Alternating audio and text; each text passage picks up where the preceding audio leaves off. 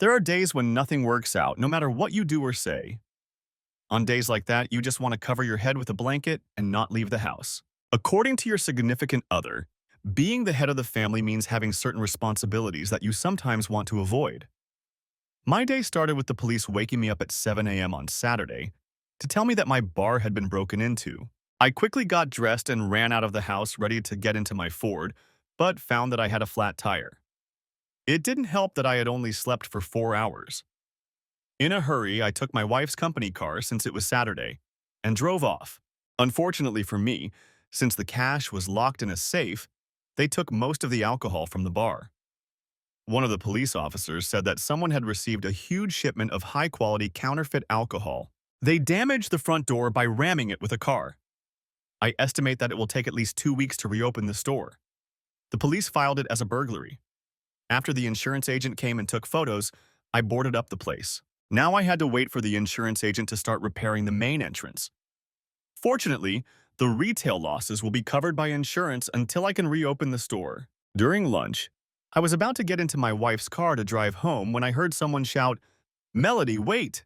I turned toward the male voice and saw a man running toward me who froze in his tracks. When I looked at him, he muttered, "Oh, sorry, I got the wrong car," and quickly walked away. When I got home, I described the man in detail to my wife Melody, but she couldn't guess who it might be. Melody asked me why I was in such a hurry that morning that I took her car.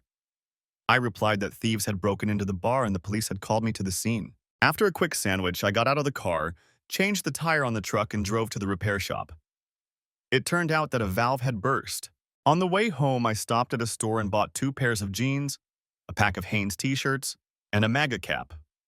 When I got home, I found a note from Melody saying she had gone shopping. I usually worked evenings on Fridays and Saturdays because those were our busiest days. That meant I didn't get home until morning. I shaved my beard for the first time in 12 years, then took a shower and got ready to hit the road as usual. Except I didn't comb my hair. My natural hair was tousled and sticking out in all directions. I looked so different that I almost didn't recognize myself. I decided to make the most of my evening and check out some other places in town. I went to the bar at the usual time as if nothing had happened since Melody still hadn't returned. Entering the bar through the back door, I took my new clothes and changed. To complete my new look, I took the old reading glasses that one of my colleagues had left behind. Clean-shaven, I looked much younger. With my black-rimmed glasses, I could pass for a university nerd. Then I remembered that everyone knew my truck, so I called a taxi to pick me up and take me to National Car Rental. I chose a white mid-size Ford with no identifying marks. I headed north, driving south. I went into a restaurant, ordered a beer, and began studying how well the staff was trained, memorizing the layout, the interior, the customers, and the prices. I learned a lot of little things that could come in handy when starting my own business. Once I had the information I needed, I would leave, often leaving my beer glass full. At the seventh establishment, located on the banks of the Mississippi in a poor part of town where students hung out, I discovered something that changed my whole world. I had just walked through the door of New City Jack when I saw her. My wife Melody was dancing on the dance floor with a man who was not me. They were dancing quite close together to a slow song. My first impulse was to seriously injure him because he was the same man who had run up to me during lunch and called her by name. This clearly indicated that my loving wife had been lying to me. Melody was wearing a tight outfit that I had never seen before. It was so sheer that you could see the outline of a dark thong. Her blouse was half unbuttoned, exposing her cleavage for all to see. As a bartender, I knew that appearances could be deceiving. I started looking for a place to watch her when a guy shouted over the loud music, "There's room if you'll buy a table." He was surprised that I accepted his offer and asked the waitress to bring me a double gin and tonic. I learned that it was a group of regulars. I said I was just passing through and staying for the night. I asked if it was always this crowded. On weekends, yes, because there are a lot of students. As the evening progressed, I casually asked who the lady was, dressed in white, almost transparent pants, and a slit blouse. I was asked why I was interested. I replied that she seemed to be flaunting her sexuality as if she were looking for someone new. "She often does that," was the reply. "Her name is Melody Corbett, and that's her boss, Payne Richards." I asked what their story was. Were they friends with benefits? According to popular opinion, he was single and she was complicated. But they were regulars at this place and were known to always be together. The red-haired girl sitting across from me said they come here every Friday and Saturday night because her husband works in another city. The only other thing I learned was that one of the other girls at the table said they always come in her car. Before the band started their last set, I thanked her for letting me join them. I bought one of them another cocktail and then wished everyone a good night. When I got outside, I quickly found her car and had already deflated all the tires when I was caught by a pretty red-haired girl sitting at a table. You didn't know, did you, Caleb? The redhead asked. By the way, my name is Carrie Ann. I work with them, like everyone else at this table. How did you know who I was? I asked. I didn't. I just could tell by the look on your face that you'd been holding back all evening. Even though you tried, your eyes kept wandering over to her. And when I saw you letting the air out of her tires, it all made sense. Your questions made me wonder what I would do if I were her husband, who had just found out about this, Carrie said. So here I am to see if I'm right. You don't work on an oil rig, do you? Maybe we can talk when you're done. To be honest, the white Ford Tarsus in the corner with "For Hire" written on it is my car. The bar on Baitia Street is closed because it was trashed this morning, I said. Melody thinks I'm still working there. I used last night to check out the competition and spent the whole night driving around to different bars. Here are the keys. Get in. I really don't want you to get caught if someone else catches me. You work at Baitia's on Baitia. That place has a great reputation, she replied, took the keys, and drove off. As soon as I was done, I joined her. Carrie was sitting in the driver's seat starting the car. I was lucky that no one else came out. Where do you want to go? Carrie asked.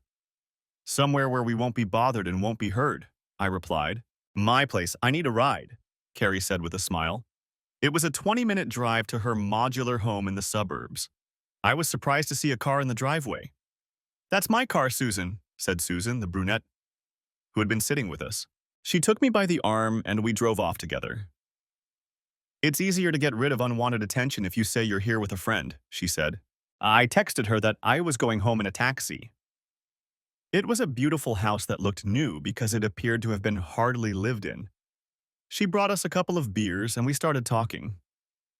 Carrie Ann, thank you for picking me up. I don't know what I would have done if I had stayed, I said. You helped me realize that I may have overreacted. That's not true. Payne has a month's worth of reservations at the Ramada on 4th. If you look, you'll see that they go there together right after closing, Carrie Ann explained. She arrives with a grocery bag wearing jeans and a t-shirt, and when she leaves with him, she's dressed up. When they returned, about 2 or 3 hours later, she came out of the restaurant freshly washed, wearing the same jeans and carrying the same bag. How do you know all this? I asked. My brother is one of the night managers. He works Wednesday through Sunday. According to him, they've been lovers for over a year, Carrie said. Melody told him that you work on an oil rig and can be away for 6 months. As a result, he thought you were a married couple in an open relationship. She must have seen the shock on my face because she said, "Oh shit, you didn't know." No, I didn't. The first problem is how to get proof, I said. The second problem is that her parents support my bar. I still owe them about $20,000. Let me talk to my brother and see what he can do. They might have video footage of her going into and out of the room. Besides, she could have gotten her own keycard from his room, Carrie suggested. I'll see him on Friday afternoon at our parents' house because it's their wedding anniversary. Before leaving, we exchanged contact information. I wanted to see what would happen when they discovered her flat tire. That would help me decide if Carrie was telling the truth. I returned to the bar just before closing time, glad to see that the parking lot was still well lit. A few minutes later, Melody and Payne came out of the building holding hands and kissing furtively and walked to her car. I noticed that he took his keys out of his pocket to open the passenger door for her. At that moment, they noticed a flat tire. When they got to the trunk, he noticed a second one. Melody walked around the car and discovered that all the tires were flat. I wasn't close enough to hear what they were saying, but I saw enough to know that they were behaving like a married couple in this situation. It said a lot about how long their relationship had lasted. This wasn't just a fling. He took out his cell phone and made a call. 20 minutes later, a tow truck with an air compressor arrived and pumped up the tires. I watched as he drove them back to the Ramada Inn on 4th Street. Just as Carrie explained that it was time for me to go home, Melody came out with her hair still down, wearing jeans and carrying a large bag from Macy's. It's hard for a man to comprehend that a woman who swore in her wedding vows to love only him has willingly and readily turned herself into a stranger's whore. I know this from personal experience. I went back to return the car. I called a taxi so I could pick up my pickup truck. By the time I got back to my house, it was 5 in the morning. I fell asleep on the couch in the living room downstairs, dressed the same as when I left for work. The next day, she had no idea that her secret had been revealed. Mel and I met when I convinced her to help a friend organize a double date at the last minute. Mel's family was visiting her cousins, and he couldn't go on a date without her.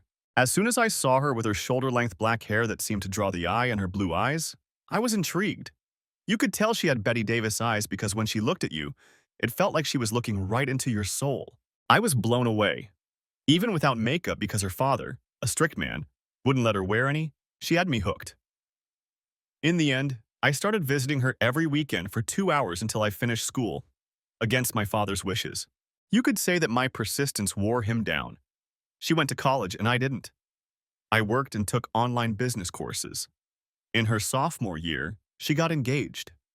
The following summer, the bar was put up for sale. Her father and I went in for a drink after he brought over his woodworking projects. I said that whoever bought the bar would have to completely remodel it.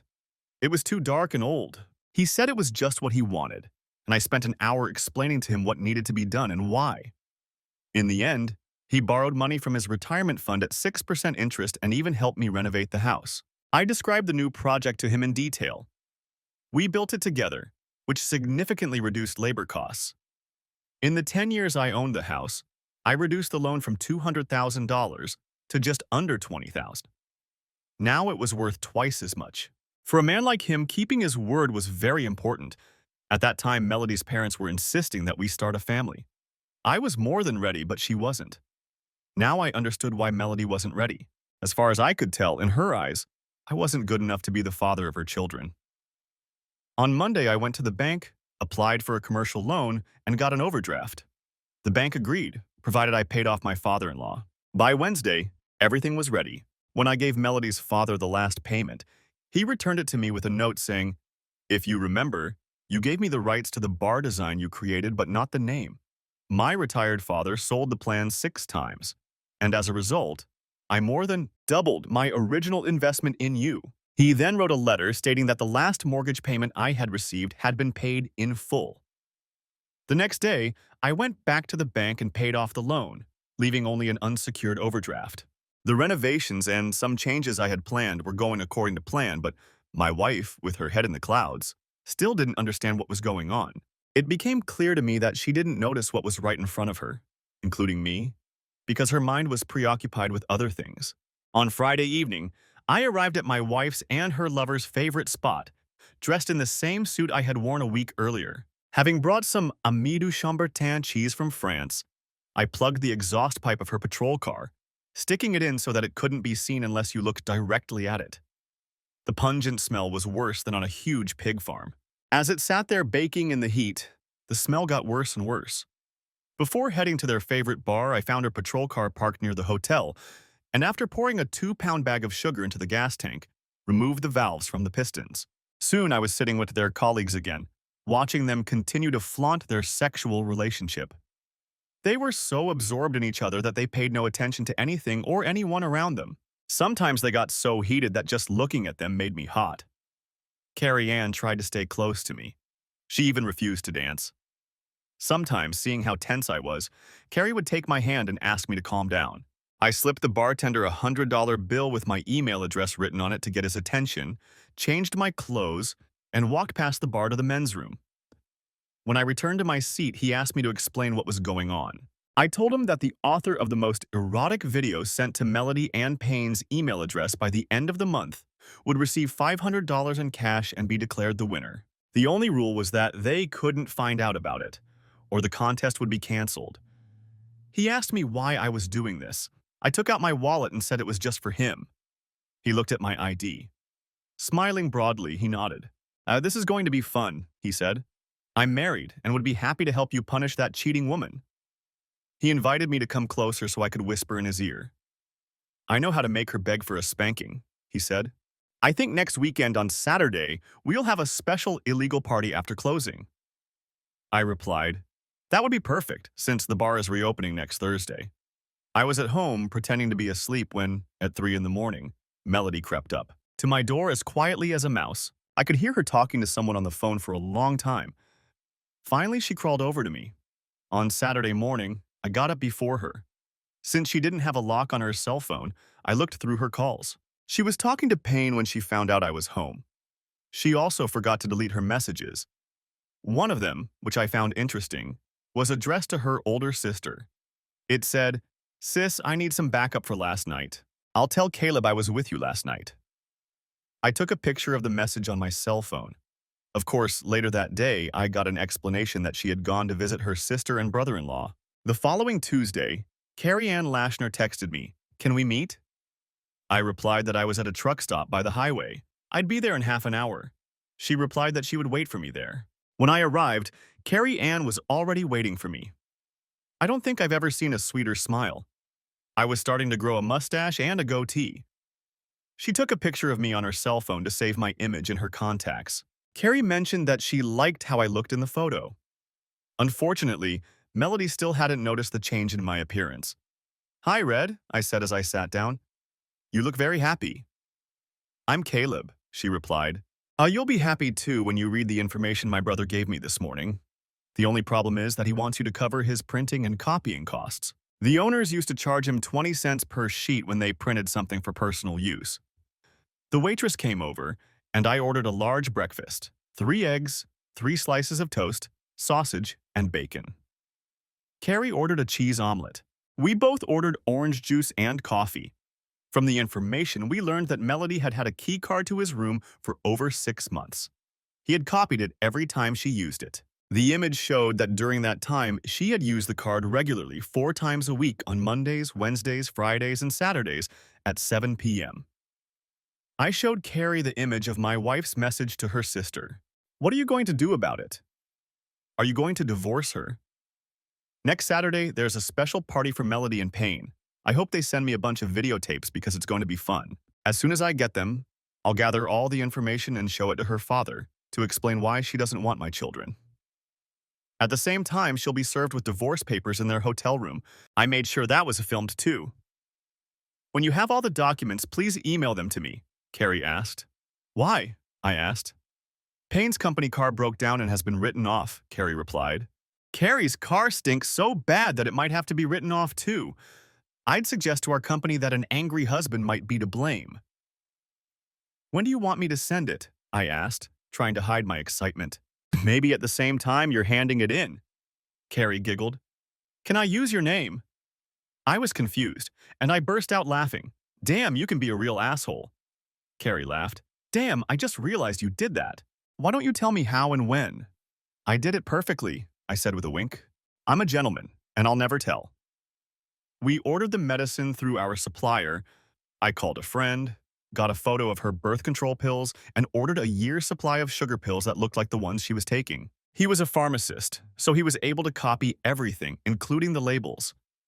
By Wednesday, I had them in my hands. By the time she got home from work, I had already switched them. Now all I had to do was buy some time. That evening, I was helped by bad luck. On my way to work, some idiot ran a red light and hit me so hard in the side that I crashed into the cars waiting at the traffic lights. My truck was completely wrecked. I had to be cut out of the car with hydraulic shears. I was taken to the hospital for examination. My wife Melody and her parents met me there. After 6 hours of examination, I was finally discharged. The doctors prescribed at least 2 days before I could return to normal life. "I couldn't drive for a week," he said, "to give the broken bones time to heal." After that, a month of light work. That meant Melody stayed home and took care of me after work. By Saturday, she was starting to get worried. I smiled, knowing she hadn't taken her pills in 3 days. I told her I wasn't going to rest anymore. Out of the blue, I asked if she could drive me to the bar and pick me up when I called her after closing. She readily agreed. While I was showering and getting dressed, I heard her talking on her cell phone and making arrangements for the party. She drove me there. I told my employees that I wasn't coming into work, but just wanted to spend the evening to see if the changes I had made were working. The chef I hired was excellent. Our sales doubled before the concert, which is a lot for a Saturday. Everything was sold out. Since opening, we had been getting a lot of lunch customers thanks to our daily specials. The food complemented the bar's theme well. The restaurant closed at 8 o'clock every evening. After that, you could always order pickled eggs or sausages. He was an elderly gentleman who wanted to go to bed early. His problem was that he had retired too early, and sitting at home with his wife was driving him crazy. When he first suggested the idea to me, I dismissed it until I checked out other bars. He ordered the food, set the prices, and told me that in addition to his salary, I would have to pay him 10% of the gross profit. We organized everything together. We set up his small, cramped kitchen the way he wanted it. Everything he cooked was made from scratch.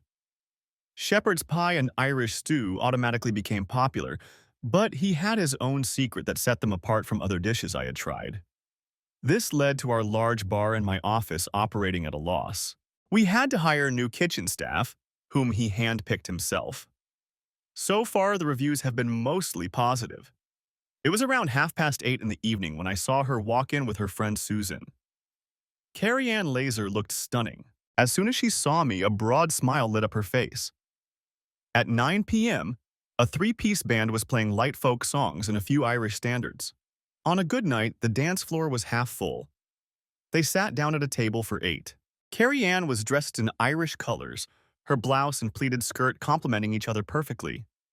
Seeing a natural redhead in green was stunning. She exuded sexiness and elegance. One of my waitresses said she was attracting attention. I agreed with her as I prepared a couple of signature cocktails for them. I served them myself, saying, "With compliments from the house." "Kyle," Carrie Ann said, as if it were important. "You remembered what we like, thank you. Kyle, this is my dear friend Susan." I extended my hand in a friendly manner and Susan took it. Then she said she would be right back. I went behind the bar and poured myself a large glass of ginger ale. I promised myself I would never drink in my own bar. I had kept that promise for 10 years and had no intention of breaking it now. Taking my glass, I returned to the table and sat down across from Carrie Ann. Carrie stood up and sat down next to me. Susan didn't seem surprised. "I'll save this seat until the others get here," Carrie Ann announced. "Susan, this is Caleb, Melody's ex-husband." "You're not kidding, are you?" Susan asked in surprise. "No, he's not kidding," I replied. "On that first night when you all met me, I was checking out what was in town because this bar was closed for renovations. I was in complete shock when you invited me to sit at your table. Later, Carrie caught me outside doing something I shouldn't have been doing. After I told her what I had done, I drove her home. We've been friends ever since." "He had no idea what his wife was doing while he was at work," Carrie Ann explained. "That's why we're here today. I wanted to make sure he wasn't left alone." "But why Baitia on Baitia?" Susan asked. "This place is known for being expensive." I laughed. "I'll take that as a compliment. Although that wasn't my intention when I designed the bar. I just wanted a nice place to take my girlfriend." "Susan," Carrie said, "Caleb not only built this bar, he also owns it." Carrie and I noticed Susan's surprised look. Soon the place began to fill up. When the rest of the team arrived, the table was packed. Carrie Ann and Susan kept me on the dance floor almost all night. My employees were happy that I was finally having fun. Everyone commented that the dance floor had never been so full. I was surprised when everyone agreed that the volume of the band was perfect. The music was loud enough, but you could still hear yourself think. My employees noted that there were more people here on a Saturday night than usual. After the bar closed, I asked Carrie Ann to drive me home. She and Susan did. Then she told me that most of the team agreed that this place was much better for hanging out because it wasn't geared towards single students. I was happy because word of mouth had expanded my client base. When I woke up late on Sunday morning after 8 hours of sleep, I found that Melody was not home. This did not surprise me. I figured that if everything had gone according to plan, she would not have made it back in time. I spent the next 2 hours playing the role of a very concerned husband. I called all my family members trying to find her and didn't hide my concern, as all my calls went to voicemail. I called Carrie Ann and told her what was going on. She decided I had done the right thing by calling everyone. While we were talking, someone else called. I told her I would call her back. It was my father-in-law. "Hi, Dad," I said. "Sorry I didn't call this morning." "I thought you might, Caleb, that's why I called. Mary and I decided to go to the Ramada Inn on 4th Street for Sunday brunch. Now we regret going because we found Melody's car there." "I don't know what to tell you, Dad. I haven't replaced the car yet and still can't drive. There's no way I can get there, so go enjoy your lunch, and I'll call you later," I replied in a concerned tone. My father-in-law was a strict man who lived and died by his own standards and principles. In his opinion, there was too much gray in the world. Everything had to be black or white. He didn't want to watch Anderson Cooper, because how could you believe anything Tinkerbell said? He couldn't understand that the fundamental truths he had been raised with no longer existed in our society. He was surprised that a man my age didn't have any tattoos on his body. I replied that I had a lot of respect for myself, so I refused to follow the crowd.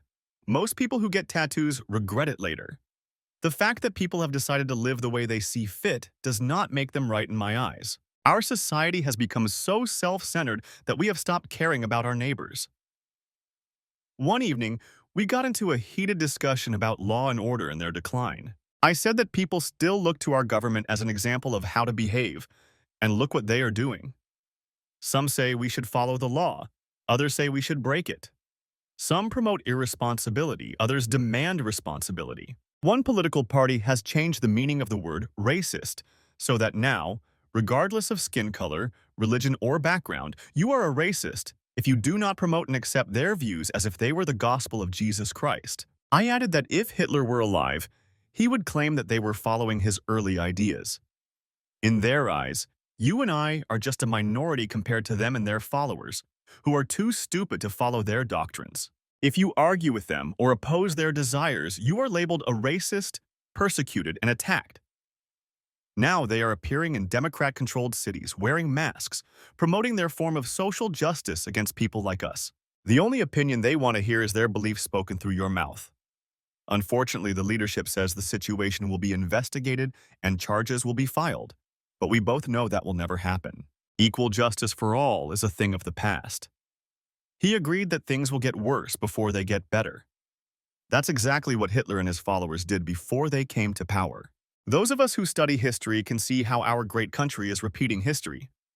It's sad that one party had to bring that culture back to America and make it normal again. Those are the very views that led to the first Civil War in the United States of America. Sometimes I wonder if we are moving toward a second one. Dad, I concluded, whether we like it or not, this is the reality of the world we live in today.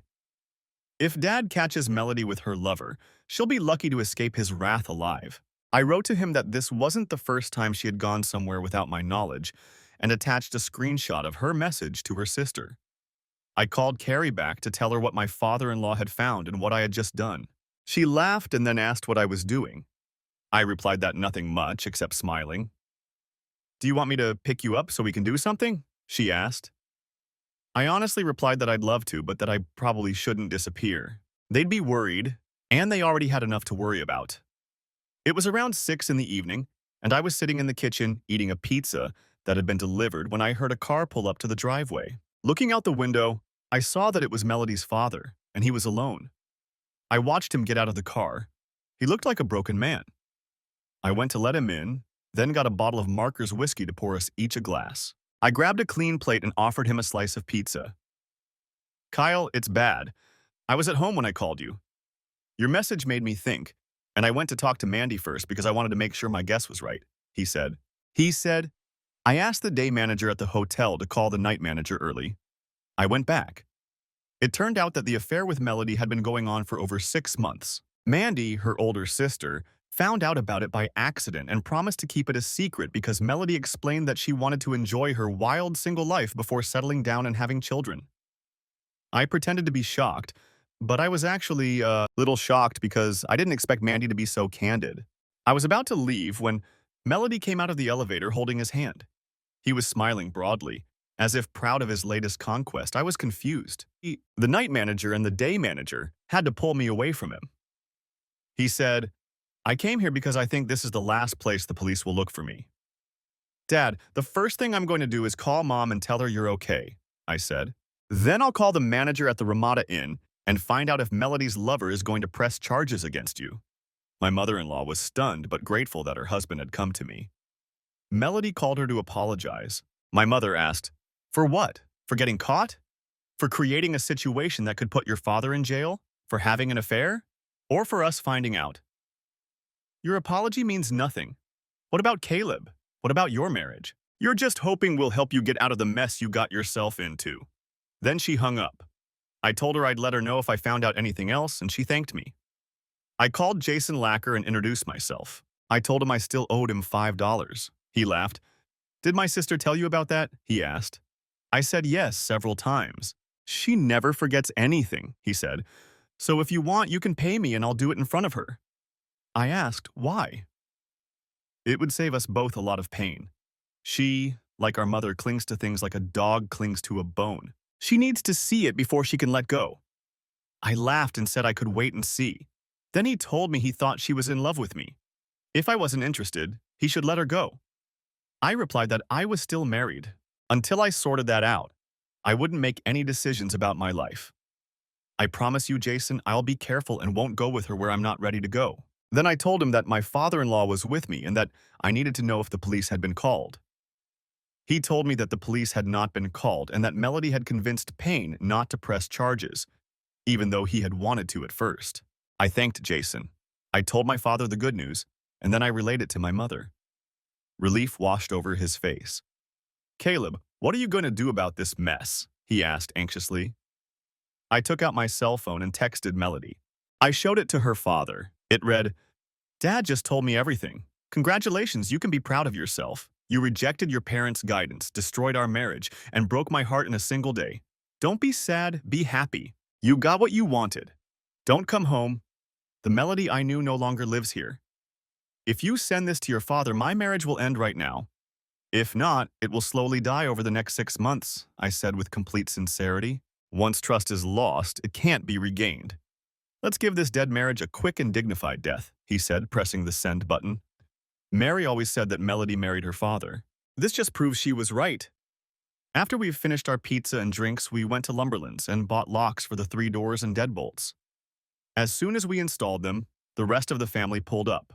Mandy's mom, her husband Jack, and their adorable kittens. They finally left around 10. I texted Carrie Ann, "Are you awake?" She replied very quickly, "Are you okay?" "I have to ask because Jason called and told me what happened," Carrie asked. "Payne has 2 black eyes and a broken nose. Your father-in-law really went after him, but he only managed to land 3 punches before Jason helped him stop." I laughed but replied, "He did amateur boxing when he was younger. I wish I could have seen that," I said. "He came here after everything happened. He didn't know where to go. I found out from your brother that no charges were filed, and I let the family know. They were all here to discuss what happened, and they've left now." "What about Melody?" Carrie asked. I explained that my father-in-law had asked the same question. I told her what Melody had written in her message. I asked him to read the message, to which he replied, "Let's sentence this noble soul to death," and hit send. "Your father-in-law sent that message for you. That's unreal. Was there no forgive her? Give her a second chance?" Carrie asked. "No. In his eyes, she'd broke his trust. And he's gone. He still sees everything in black and white. She made her bed. Now she can sleep in it. To hell with the consequences. In this situation, I agree with him," I replied. "He even helped me change the locks on the doors." "Any news about what happened last night?" Carrie Ann asked. "No, I haven't checked yet. I've been too busy," I laughed. "I don't think it matters anymore, although I'll keep my word." "Wait until Monday night," Carrie replied. "From what I've heard, you might be surprised." "Why?" I asked. "Rumor has it that the bartender at New City Jack's used to be in adult films," Carrie giggled. "If that's true, I wouldn't be surprised if he took advantage of the situation." "Are you serious?" I asked. "Yes, I'm serious," Carrie replied. "I want to know when we're going to have our official first date, Caleb." "How about the day Melody arrives?" I said with a smile. "I'll even have her delivered to the office." "I'm in, as long as you send me red roses beforehand." "I want to rub it in her face that she's breaking my rules about fidelity," Carrie said. "Tomorrow at work is going to be very interesting." I hung up and thought about what I knew about Carrie Ann. She was about 24 years old, unmarried, and very attractive. She was about 5 feet 8 inches tall. Although she wasn't overly slim, she wasn't fat either. My grandfather, looking at her hips, would have said she was a good mother.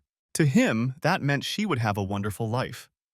She worked at the same regional office of a dental company as Melody and her lover, but she wasn't part of management. As far as I knew, she was very selective about the people she allowed into her life. She was obviously close to her family and her inner circle, which she invited me to join. She loved to dance and drink, so she was outgoing, like me. Carrie had a wonderful personality, but she was cautious.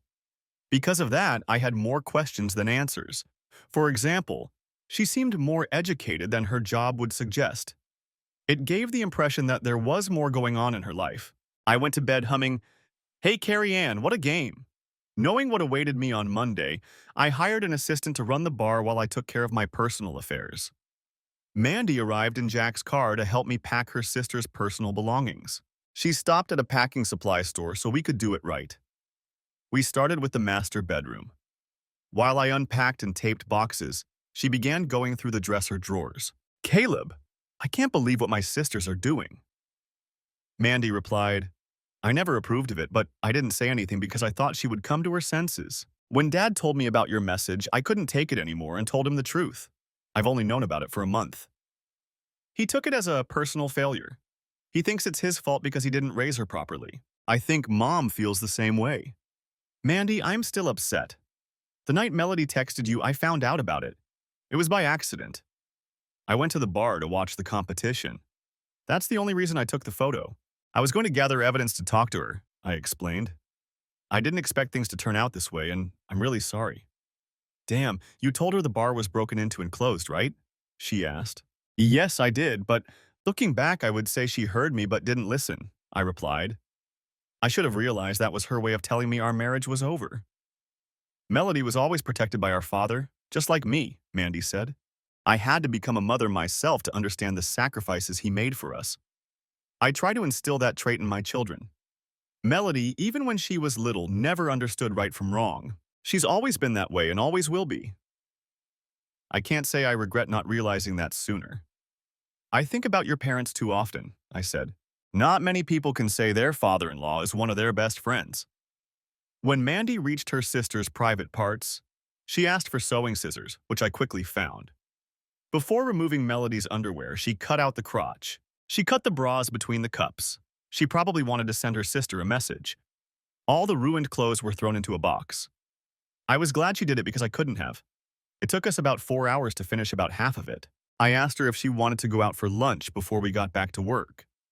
She agreed and took me to a new Chinese restaurant called Yumi's, where there were lots of dishes she wanted to try. To be honest, I was very impressed with the quality and variety of food for the price. We arrived just as the lunch crowd was dispersing and caught Payne on his way out. With 2 black eyes, a broken nose, and swollen lips, he looked terrible. My father-in-law had given him a good beating. "Oh my God," Mandy exclaimed, "your father did that to him. It'll take 2 months to heal." "Witnesses told me your father only hit him 3 times before they jumped in and stopped him," I said. "Judging by the look on Payne's face, my father still packs a hell of a punch." Mandy looked at me in surprise. "If they hadn't stopped him, would Payne be in the hospital?" "I don't know," I said, getting out of the car. When we pulled up to the restaurant entrance, Payne came around the corner and said, "Mandy, please unlock Melody. She really needs to talk to you." "Payne, do you know my son-in-law Caleb?" she replied. I stepped forward. Payne's face turned pale because he realized that I was driving Melody's car. He raised his fist as if preparing to fight. "If that's what you want, Payne, fine. Mandy will confirm that he started the fight," I said. As soon as she agreed, I raised my leg and kicked him hard in the balls. When he fell to the ground in pain, I punched him with double force. I hit him several times as fast and hard as I could. When he collapsed completely, I kicked him with all my strength and hit him in the balls again. To top it off, I hit him hard on his right arm. I didn't realize it at the time, but it gave me the relief I needed.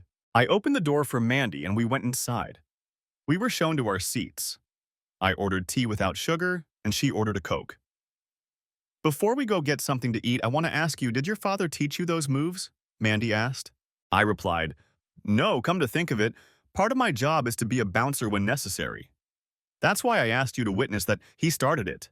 I didn't want a fair fight, I wanted to get it over with quickly." We had barely filled our plates when the phone rang. It was Melody. She finally wanted to talk, but I didn't want to, so I just pressed the red button on the screen to turn off the ringer. "Looks like her boyfriend already called," I said. "Too bad he's not going to give her anything anytime soon." Mandy lost control and started laughing uncontrollably. Everyone looked at her. I said loudly that I would never joke with her in public again. "God, that was funny. I almost peed myself," Mandy said. "I'm glad you didn't pee yourself," I replied. "How would you explain that to Jack?" I wouldn't have been able to help myself and would have shouted flood. Stop it, she said, and started laughing again. After dinner, we went back to work and continued until we were done. I packed all the feminine items that a woman adds to a home to make it her own. At 5 o'clock, we unloaded Jack's huge truck into the storage unit we had rented for her. I had to pay the deposit and the first month's rent, but the owner agreed to keep the keys until she came to pick them up. I texted her to let her know that my sister and I had taken care of everything. The insurance company called with an offer from the guy who hit me. I knew the amount was low, so I told them I didn't want the money, but that they had to replace the truck with a car of the same or lower mileage that had passed a commercial inspection. I did this because the insurance company would automatically choose the cheapest option. That way, to get the truck back in better condition than new, they would have to pay thousands of dollars. When we got back to our house, Carrie and Susan were already waiting for us. I introduced them to Mandy as her sister Melody's co-workers. I invited everyone into the house. Mandy called Jack and told him what had happened so he wouldn't worry. Now we were all sitting around drinking beer. We just stopped by to see how you were doing, Carrie said, and wondered if you'd like to join us for dinner. Some people have had a rough day at work, said Susan. Payne was in bad shape this morning and they took him to the hospital in the afternoon. He didn't come back from lunch. Melody was looking for an apartment during lunch. I wish I could sympathize with both of them, said Mandy. We spent the whole day moving Melody's things to the storage room. Caleb let me pack her underwear, which I did successfully so that all her future lovers could easily access it.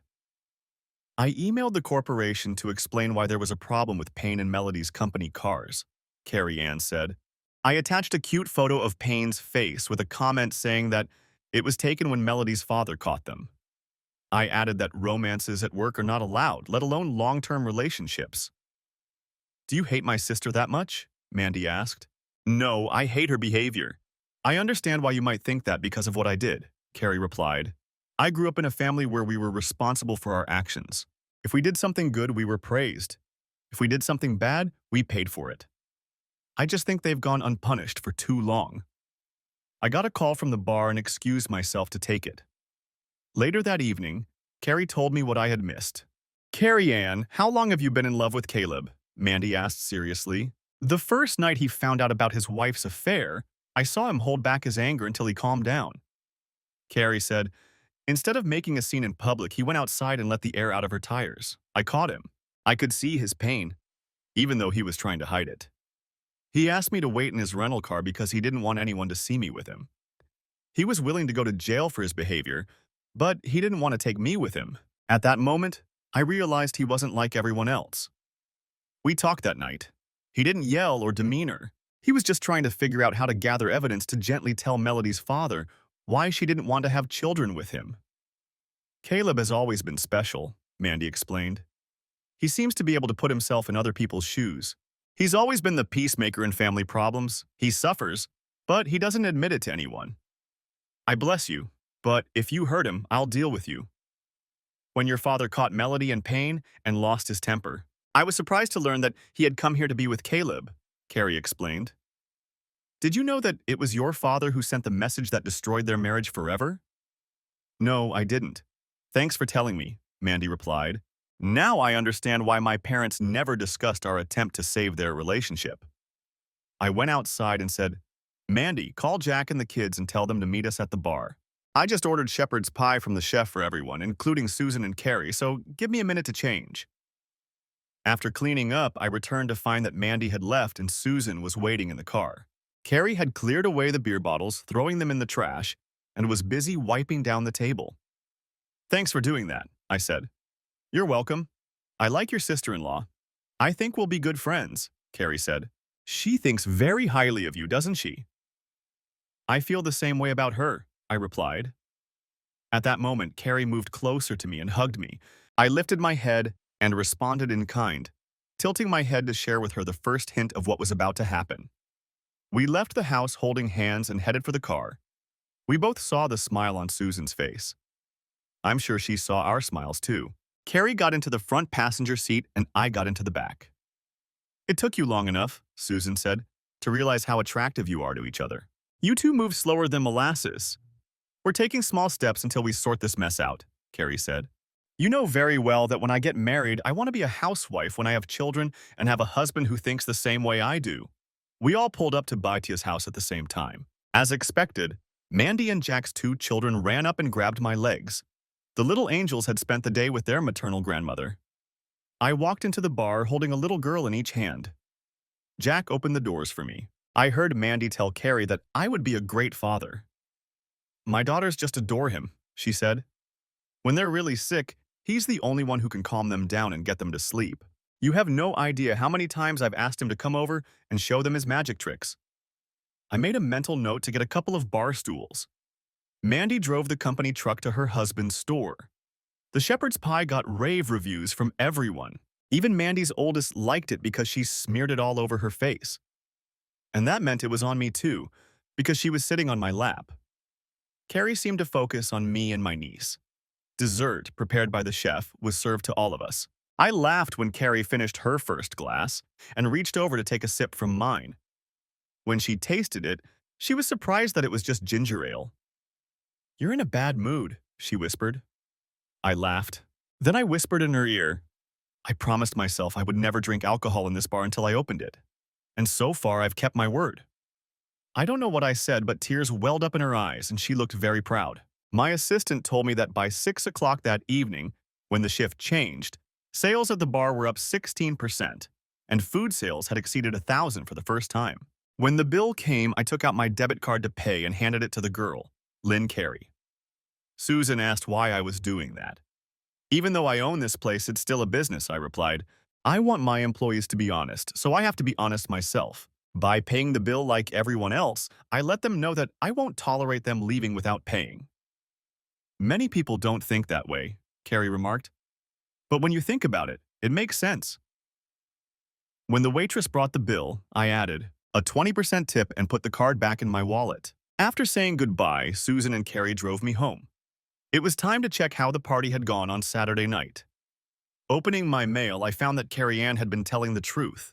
The bartender from New City Jack's had sent me a 2-hour video recording of the events of that night. It was professionally filmed from several angles. The video was titled "Surviving College Night" and began with Melody Corbett and Payne Richards. The show was strictly for 2 players. Opening the second and third files, I found copies of the contracts they had both signed, with certified signatures. Now they were for sale on a paid adult website that I had a link to. The note said, "This should give you the tools you need to negotiate your divorce." I went down this route because it sells overseas and generates income every time it's shown, and I thought that with your attitude you wouldn't mind. I didn't mind, and he was right. Melody would do anything to keep her parents from ever seeing it. I wrote to Carrie, "You have common sense." The film of Melody and Payne's night at college was posted on a paid adult website. I was disappointed by the lack of response until, after a while, I heard a knock at the door. I had just finished showering and was putting on my pajamas. I opened the door half naked, wearing sandals.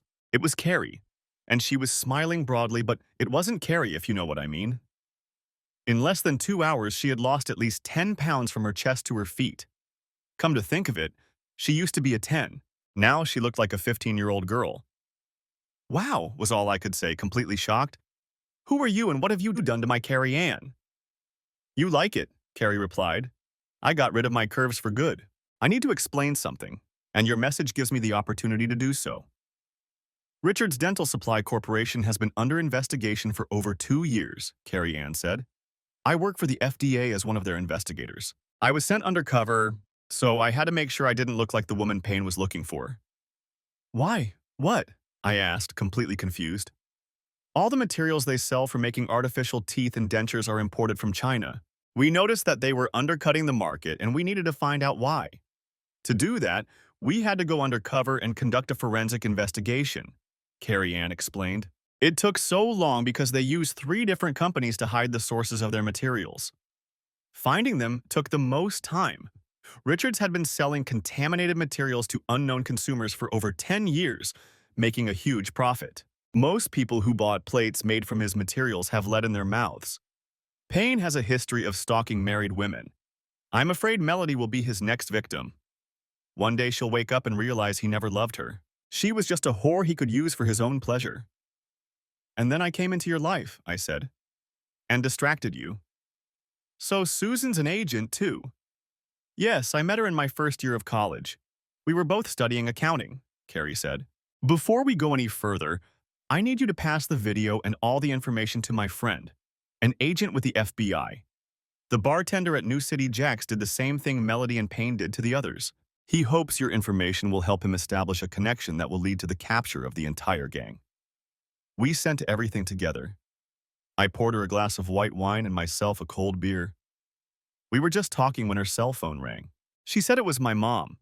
I asked if she wanted to talk alone, but she said no. Putting it on speaker, I was surprised by her response. "Hi, Mom. I see you finally got my message," Carrie said with a smile. "Are you serious about leaving the FDA?" her mother asked. "Yes, Susan and I are finishing up here at the end of the week, but we'll keep working until we're completely settled," Carrie explained. "We'll have to come back to testify, but we're going to stay in town and start our own firm. Susan is moving in with me to save money until we get settled. We've been urging you to settle down and stay in one place for 6 years. Why now?" Carrie's mother asked. "Why did you decide to settle down so close to home?" "Okay, Mom," Carrie laughed. "You won't calm down until I tell you. I've met a man who has interested me so much that I'm wondering if he could be the one." "Is this the Caleb you're talking about?" Carrie's mother asked. "Mom, that's enough. Bye," Carrie said and hung up. "Don't worry. When the last child leaves home, all mothers start wanting grandchildren to fill the void in their lives," I said. "I have a meeting with my divorce lawyer tomorrow." Tomorrow, Susan and I are leaving the Richards family. On Wednesday, the Food and Drug Administration will come with warrants and seizure orders. They want us both gone before they find out. That way they can claim they got the information legally, even though they already know where to look for it. Carrie finally left around 1 a.m. On Tuesday, I got the insurance company to pay for the car rental, and after I picked it up, I went to my lawyers to start divorce proceedings. I was the first visitor at her office that day. She asked what evidence I had, and I told her the whole story. She asked me to call my father-in-law, who agreed to come in and testify. I let her listen to the entire conversation. In addition to the printouts from the Ramada Inn, this would be an added bonus. If she agrees to what I'm offering as compensation, let her and her lawyer meet with us so we can show her what's on this flash drive. It shows what was filmed on Saturday night with their consent, I said. I even sent her an email saying that it was done. "Why are you so sure she won't resist when she sees it?" asked my feminist friend Liar. "Take the flash drive home and watch the 2-hour film alone. I'll keep my business and she'll get the house." "No support, nothing," I said. "What if she refuses?" she asked. "Then every family member on both sides will get a copy of what I just sent you from an unknown email address," I said, getting up to leave. "Kyle," she said, "are you always this dirty, harsh, and cold?" "Only when someone's behavior leaves me no choice," I replied. "When you think about it, she's the one who made me realize that the last 12 years of my life have been wasted." That statement hit my lawyer like she'd been stabbed with a sharp knife. Carrie and Susan did indeed go to their employer's office to resign. Melody, as office manager, was shocked. They were leaving at the end of the workday. Replacing them would not be easy. Payne was there, but he was in a lot of pain. No one could say what had happened, but his right arm was in a cast from the wrist to the first joints of his fingers. Payne spent most of the day in his office answering calls from the company's head office. He knew that the only reason he was still working was for his family.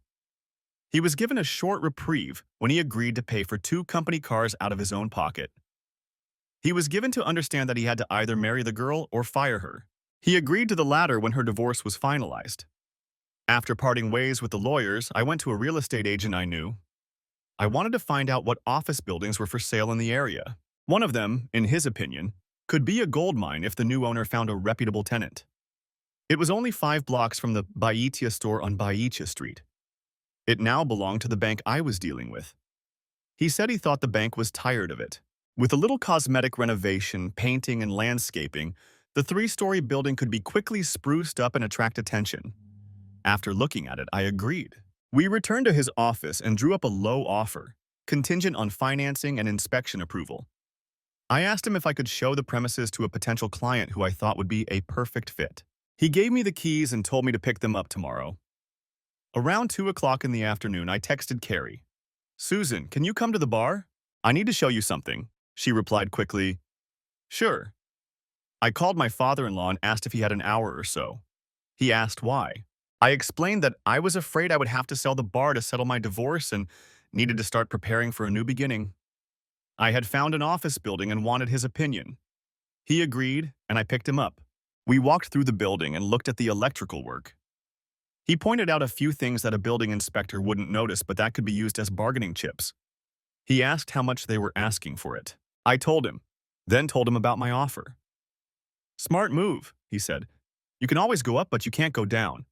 Personally, I think you should take the risk. You'll need a couple of new anchors. Anyone in mind? I replied. Just two ladies who are starting their own accounting firm and are currently working with me and Melody, as I may have to sell Betia. He smiled and said, if you buy it, I'll help you remodel the space so you can work together. It's bigger than your current place, lots of parking. Mandy says you're friends with them. She thinks they're good people. Thanks, Dad, I said. Do you really think Melody will demand your business in the divorce? My father-in-law asked. The Melody I used to know probably wouldn't, but the one I'm divorcing will, I replied. She'll blame me for everything that's happened in her life to justify her actions. Dad looked at me in shock.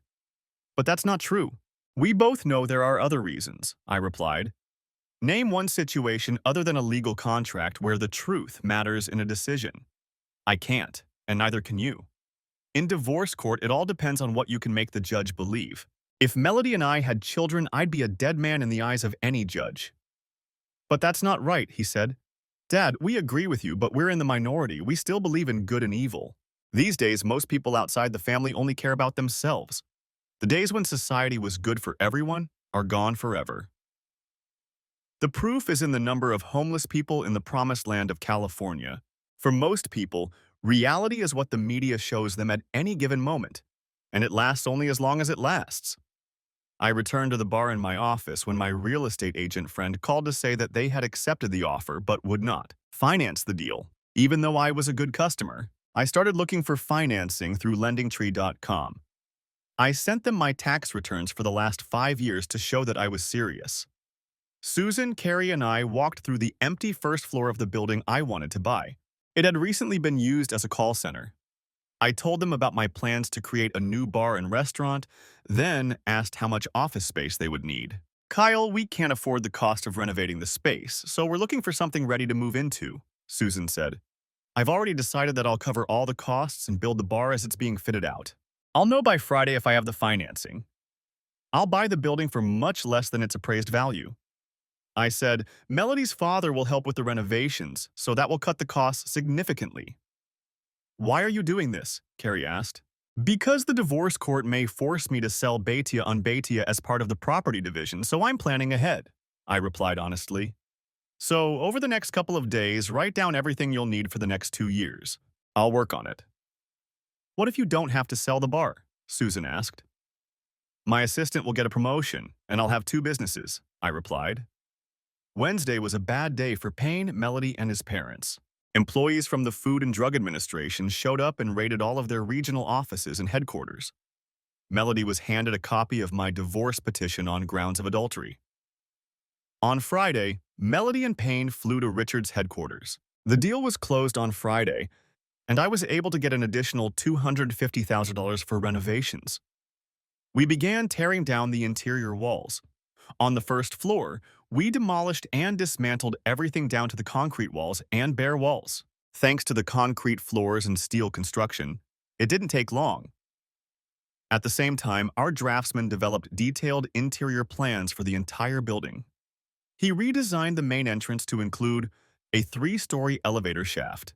The contractors laid new plumbing for my section and Carrie and Susan's office, creating 2 main entrances, one from the street and one from the main lobby. I had to cut and remove concrete so that the new elevator shaft could be installed and poured. At the same time, I built an interior concrete wall for permanent separation. Carrie and Susan flew to Washington every Sunday evening and returned on Friday evening. They stayed there until I finished construction. I would pick them up and take them to the airport. They both helped when they could. My future ex-wife's lawyer and my lawyer got nowhere. Every week her demands changed. And finally, I said I'd had enough and arranged a meeting between the 4 of us. I was ready and angry enough to go all the way. When the shaft was ready and the elevator was running in the building, I ordered sandblasting. This removed the paint, restored the building to its original color, and refreshed the red brick which looked like new. The team remodeled the flat roof to bring it up to modern standards. Finally, it was time to start the interior work.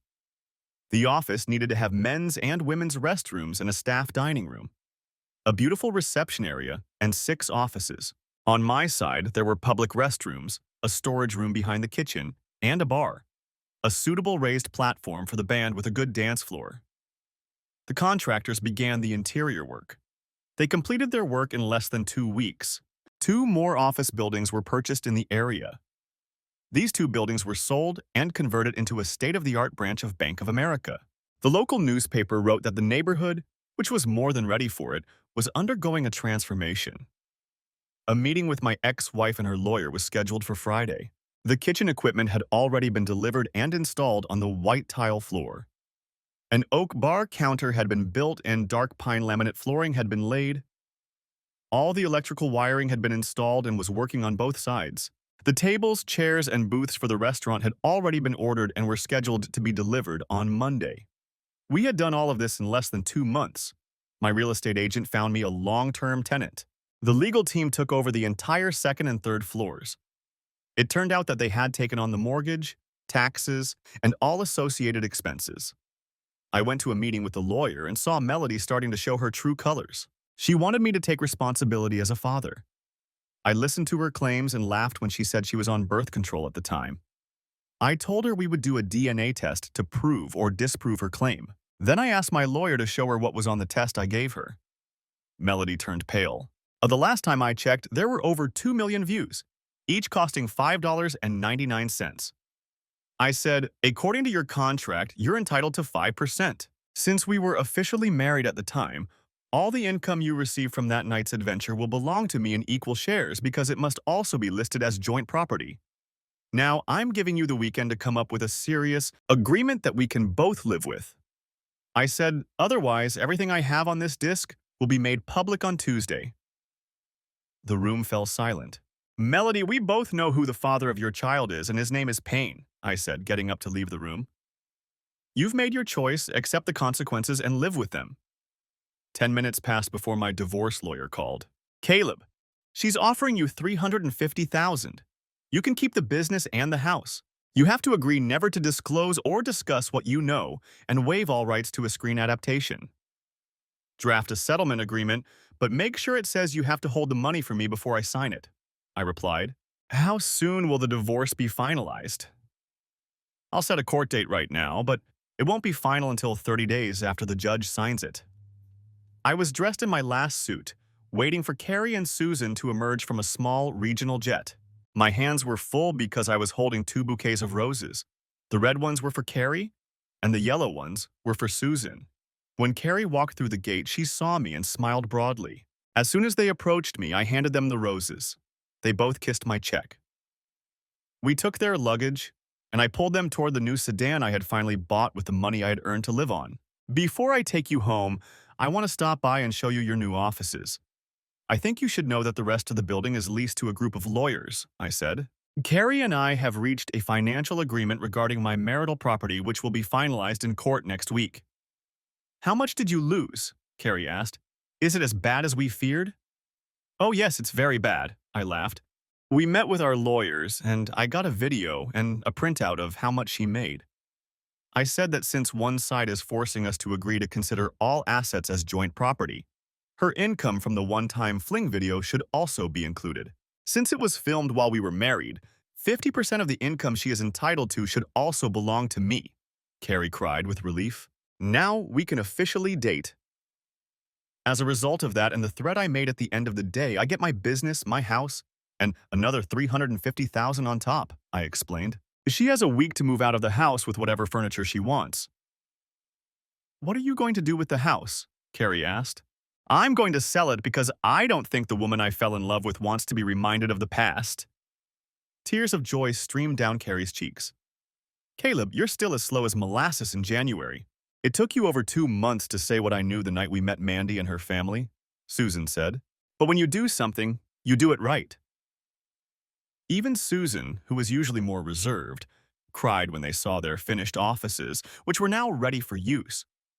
The use of oak and pastel colors made the space warm and very professional. All that's left is to name the company, register it, and buy office equipment and furniture, I said with a smile. You ladies picked great colors. Caleb Corbett, Carrie said, throwing her arms around me. I love you. Damn, you made me wait so long before you admitted your feelings. No more holding back. Okay? I just nodded, pressed my lips to hers, and kissed her with a long, deep, erotic kiss with our tongues intertwined. Finally, we took Susan to Carrie's house, where they both now lived. It was Carrie's first time riding home with me. We spent several hours discussing various things and opening up to each other completely. We drove to our favorite parking lot to have breakfast. Then I took her to Jared's to look at rings. She looked at everything from the cheapest to the most expensive, and she really liked one, but she walked away when she saw the price. I asked the salesman to bring it over so she could try it on. I went and got it. Carrie put it on her finger. It fit. While she was admiring it, I handed the salesman my debit card. Carrie said, "Stop, it's too expensive for something I'll only wear for a few months." "You can put it in a jewelry box and give it to our eldest daughter when she turns 16, I replied firmly. Even the saleswoman was on the verge of tears as she rang up the purchase. Of course, the first thing she did was call Susan. We agreed to meet at Baitia restaurant on Baitia Street at 6 o'clock. I told her to invite her parents. She did. They wanted to meet the man who had finally convinced their free spirits to come home. I called Daniel, my former father-in-law, and his wife. Yes, I always called them Mom and Dad, to invite them over. They both said they'd love to come. I told them that Melody and I had come to an agreement and that the divorce would be finalized next week. I learned that Payne and Melody had announced their engagement in a text message a week ago, because they still weren't talking. I contacted Mandy and asked her to bring the whole family. I called my chef and asked him to prepare something special, explaining the reason. He said he would make a traditional Irish thick lamb stew with fresh cedar cookies and add his own special touch. He asked the bartender to serve everyone except me Irish coffee with lots of fresh cream. Unexpectedly, he reserved a separate table in the back of the room so we could be alone. Daniel and Mary, my father-in-law and mother-in-law, were the first to arrive. This allowed me to introduce them to Carrie first. The biggest surprise was for Carrie and me. Her parents, Bob and Rosanna Lashner, were famous relatives. Daniel seemed to have kept them informed of all the details while they were at work. When Jack and Mandy arrived, the little ones immediately rushed to me. At 4 and 3 years old, they hugged me tightly. I bent down and hugged them both. Carrie held out her arms, and the younger children came to her. Over a hearty dinner, we told everyone that Carrie had received the ring. Everyone was amazed at its size. When Carrie told her mother how it happened and how I reacted, she tried not to cry, but she couldn't. Even the relatives expressed their approval. They were confused when Carrie said that I could call them Mom and Dad. Kyle made it clear that you would always be Mom and Dad to him. As usual, the food was exceptional. When the bill came, Carrie's father grabbed it and said it was on him. I wanted to say something, but I felt a kick in the shin and didn't have time. When everyone but her parents had left, we told them our whole story in great detail. Kyle, if you don't mind, I'd like to ask you something. Everyone except you has had Irish coffee more than once. Don't you drink? Bob asked. I laughed, and Carrie smiled. Dad doesn't drink in establishments he owns. He never has and never will. He promised that before he built this place, Carrie explained. It's his way of controlling himself and setting an example for his employees. So your place is for the upper class, isn't it? He said with a smile and a smirk, then added, I think it's the only place I consider worthy of my daughter, my friend. We brought them here so they could see the layout and design of her new office, and it gave us a chance to talk while the woman gave us a royal tour. He was impressed with the quality of the work, the overall design, and the color scheme. I could see that as a father, he was very proud. Daniel sees in you the son he never had. He says you're a man who stands up for his principles better than anyone else, said Carrie's father. I don't want to say that Daniel is the father I never had. I grew up in a poor family without a father. He left before he was married. My mother couldn't bring herself to be with another man, so she raised me and my sister on her own, I replied. I met him through Melody. He was tough and strong like me, streetwise and passionate, but he never gave up. Daniel always stood his ground when he had to. I learned a lot from him, such as that a real man is strong. In every way, he is my father. Not by blood, but by choice. The moral principles and standards I have learned in life were shaped by him. I can honestly and proudly say that I am who I am because of him. We stood there until the ladies returned, and then Carrie's father spoke. Carrie, the only thing your mother and I can say, based on what we've been told and what we've learned, is that we approve of your choice and would consider it an honor to welcome you into our family, he said. So welcome to the Caleb family. He held out his hand and I shook it. Later, Carrie told me she was in complete shock because her father had never approved of anyone before. We spent the night together. It was sad to see her leave. Both Susan and Carrie wanted to leave the FDA on good terms. On Monday, I put the house up for sale. On Wednesday, I signed the divorce agreement and received the money she had kept in trust. On Friday, I sat in court and watched the judge pronounce the divorce. Melody didn't even bother to show up. I picked up my partner from Baitia's on Baita and took him to the new bar. He liked the layout and the kitchen. The city council gave us all the necessary permits. It was an extreme sports bar. All that was left was to come up with a name. Charlie, you've been with me from the beginning. Would you agree to leave Basha and run this place as general manager? I asked. Yes, of course, he replied cheerfully. $75,000 a year, I said, plus 10% of the net profit every year. Charlie was shocked. He had just received the biggest raise of his life. If he did everything right, he could see that I believed in him. What are we going to call it? He asked. Charlie's Bar and Grill. 3 years had passed since the divorce. The accounting firm Corbett & Sullivan had become very successful. Charlie's Bar and Grill had become a favorite hangout for the locals. Melody and Payne are going to court for their divorce, where she catches him with his best friend. Her family still wants nothing to do with them. I just had the worst day of my life. I didn't know my wife Carrie had so many nicknames for me. Every time she went into labor, I got a new name. The twins were born 20 minutes apart. First came the girl, then the boy. Both had Carrie's fiery red hair. All the relatives were in Carrie's room when we announced their names. Daniel Robert and Rosemary Ann. That's it. Thanks for watching. Hope you enjoyed it. Subscribe to my channel and watch the next video.